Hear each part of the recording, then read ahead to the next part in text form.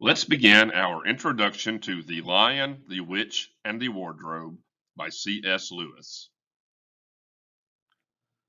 Good morning, scholars. This is Mr. Kelley. I am really enjoying our times together each day. I am getting some great responses from you each day, and I'm posting them on our website at jaguarenglish.weebly.com. So please do continue to email those to me, and we will keep posting those. Today's purpose is to review Chapter 1 and introduce Chapter 2 of The Lion, the Witch, and the Wardrobe. So let's roll right into it. As the novel opened up yesterday, there were 4 children who had been sent to a large country home to escape the bombing of London by the Germans. And we talked about the fact that World War II had begun. The Germans were controlled by the Nazi Party, and the Nazi Party's goal was basically to take over as much of the world as possible. And we'll add to eliminate anyone who wasn't like them. So many thousands of people were killed, many more thousands were injured, and many, many homes were destroyed during that time. So as our story picks up, Peter, Susan, Edmund, and Lucy have been sent out of London, probably by their parents, way out into the country for their safety. So as they arrive, they are very excited to be out of London. They are very excited to be safe, and they are very excited that they're in a big house with lots of rooms to explore.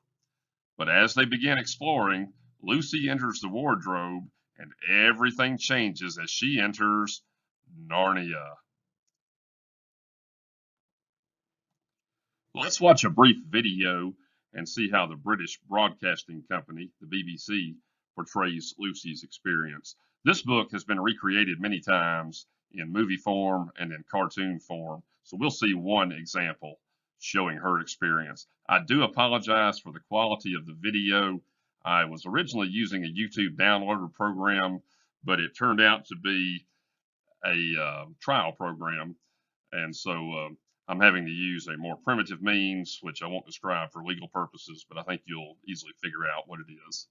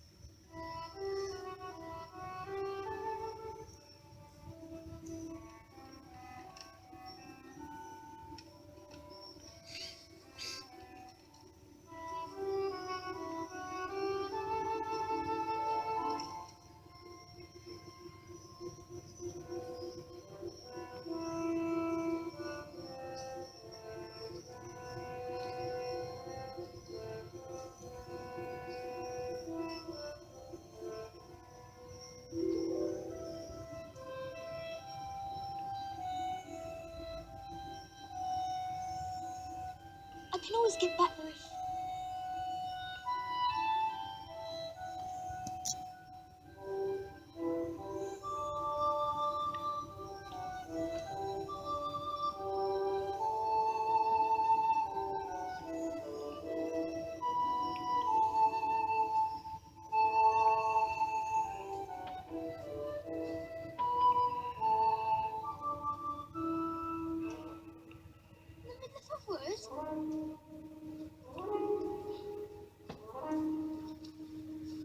Excuse me?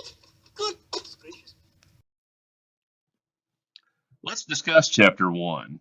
And although this is not required, I do encourage you to write your answers down on a sheet of notebook paper, take a picture of them, and email them to me at gekelley@jmcss.org.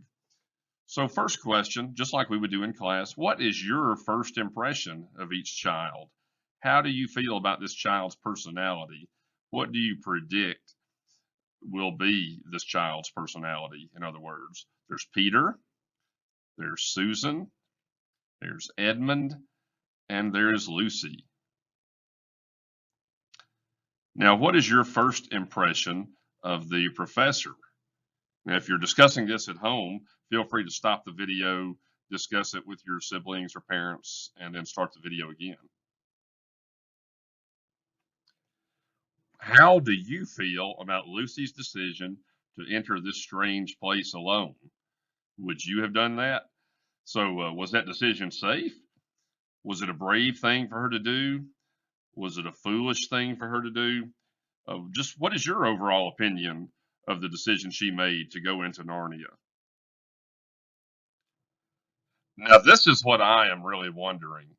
Do you think the professor knows about this strange place? And why do you think that?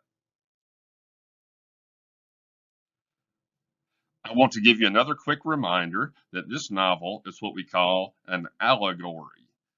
That means most of the characters and places in The Lion, the Witch, the Wardrobe will symbolize other concepts such as good and evil or right and wrong, and eventually you will see the author try to make a moral or political statement using these symbols.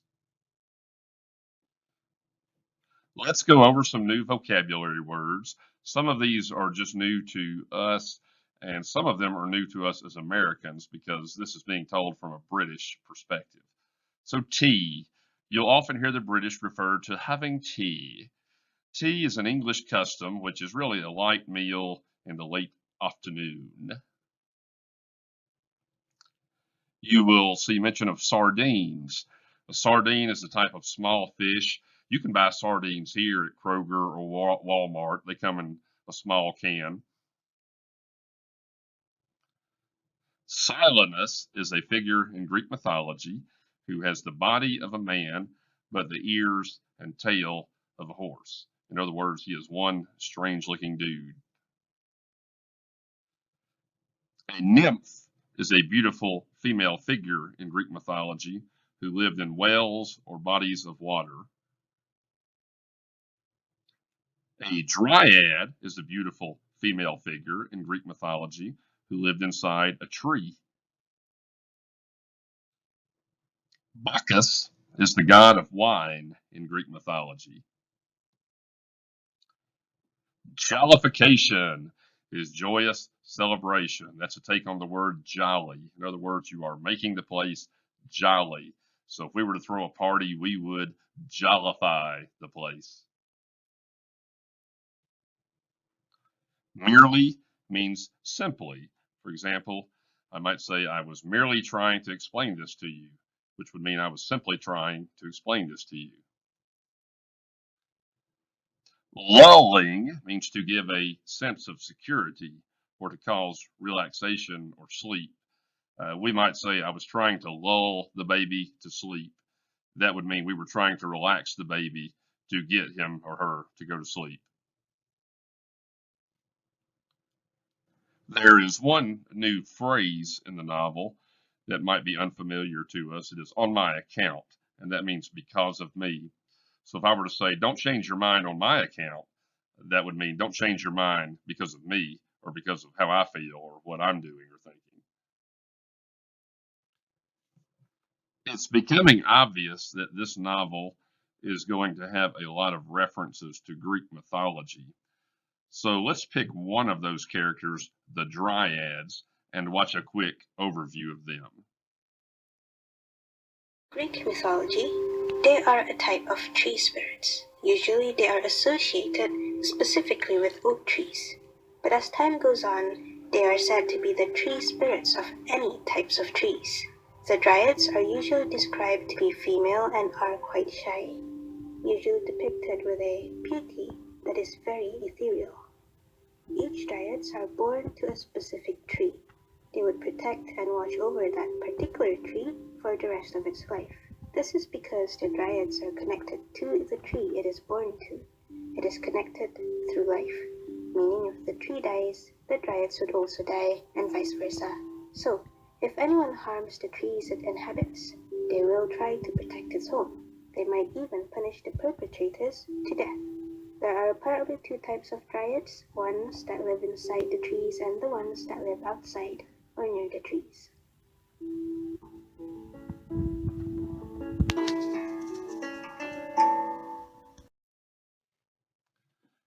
So this is where we leave today. I want you to read chapter 2, and of course I'll be reading it with you. Try to put yourself into Lucy's shoes. And this is your challenge question. Upon returning to the home, as the chapter ends, what would you say to your siblings? Siblings means brothers and sisters. Answer it in 1 to 2 proper and complete sentences and email your response to gekelley@jmcss.org for the daily shout out. I love you guys. I'm so proud of you, and I look forward to seeing you tomorrow.